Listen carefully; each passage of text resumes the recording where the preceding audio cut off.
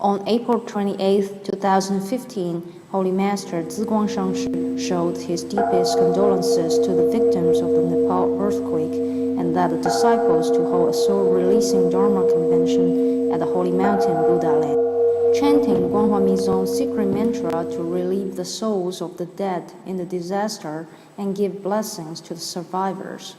Holy Master said,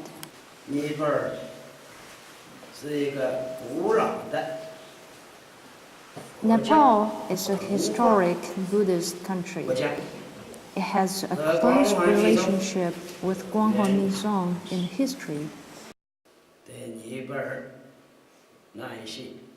For those who are suffering in this disaster, who are struggling in pain, including children, women, and elders, they have our condolences and blessings.